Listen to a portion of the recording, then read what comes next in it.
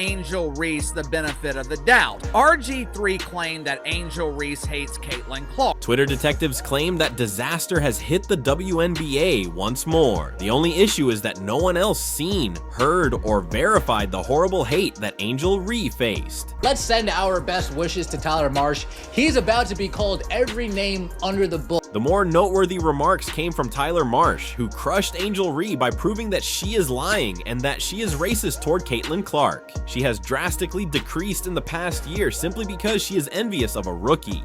The more notable comments came from Tyler Marsh. This video is going to cover a lot of ground, so stick with us through to the very end. Caitlin Clark, it appears to be racially motivated. Angel Reese stated that during her game against the Beavers, she was subjected to racist and abusive remarks from the crowd. However, there was an issue with her story. You can hear it here. The name Chicago Bravado, it's because that's what Angel Reese is filled with, false bravado, this false sense of confidence. You're right to assume that the hate crime was so covert that not even hundreds of reporters, 12 cameras, 50 microphones, or thousands of fans were able to catch it. In fact, not even Angel Reese did. But don't worry, Twitter did. How did it do it so effectively?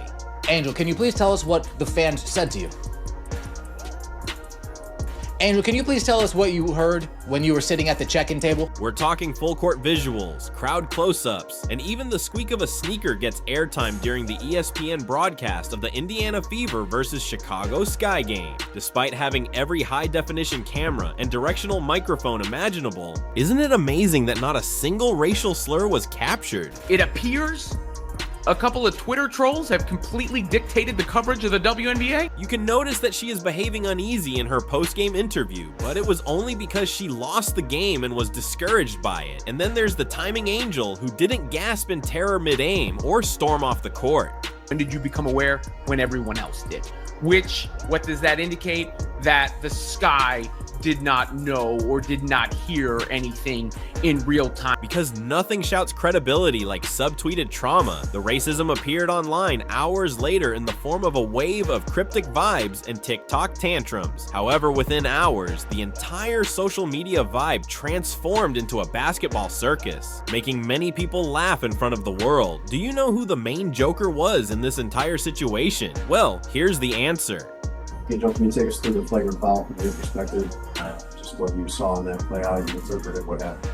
Basketball play, refs got it right. Move on. The WNBA's most recent crisis management masterstroke involved opening a full-scale investigation into claims of racism without any concrete proof. Bravo, since you can create a scandal using the best component in today's culture without bothering, with bothersome facts or eyewitness statements, hearsay on social media.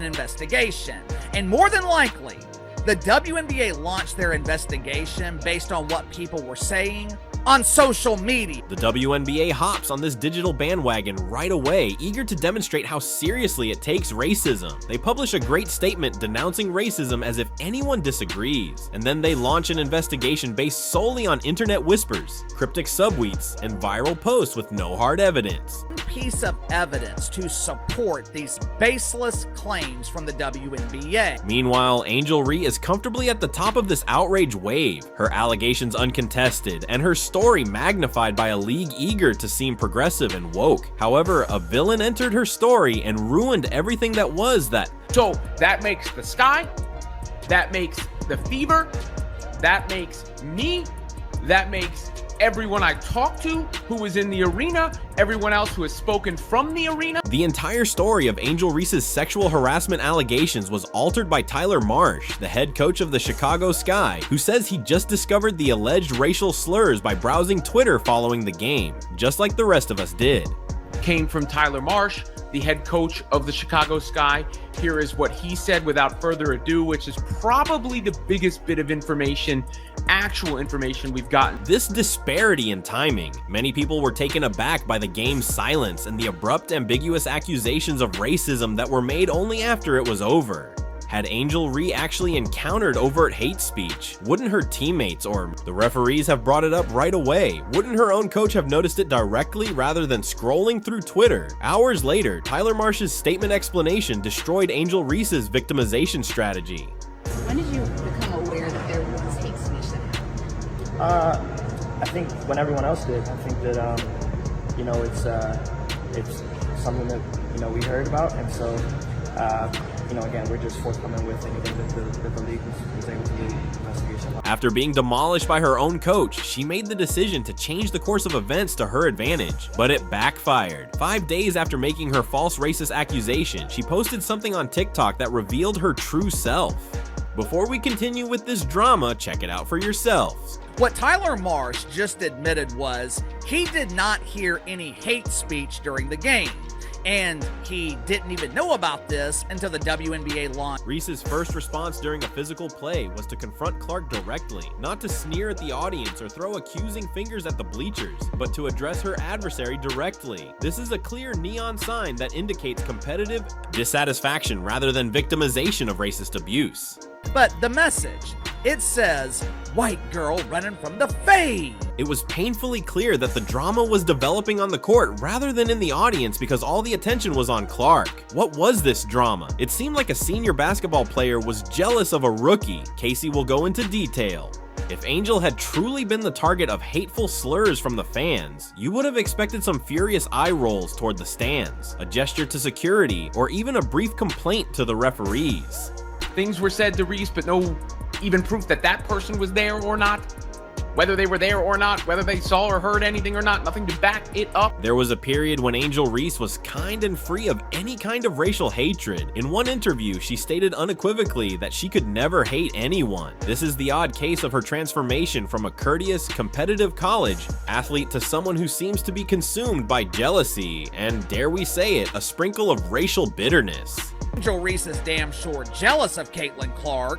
She's got a lot of anger. She has a lot of resentment towards the great white hope. However, it seems that entering the WNBA came with an odd side effect. Rather than concentrating solely on the game, Reese seems obsessed with undermining Caitlin Clark like a jealous shadow that is always lurking behind her rival's spotlight. Is it professional envy? No, there are also darker undertone whispers of racial resentment that are corroding what was once a straightforward rivalry. He and Caitlin Clark don't hate each other. Like, I want everybody to understand that it's just a super competitive game, and like... Thus, it is convenient for Reese's long-simmering hatred to surface when she hits the major leagues, and Casey concurs. You guys remember last year when Angel Reese celebrated Kennedy Carter getting that flagrant foul on the hip check against Caitlin Clark?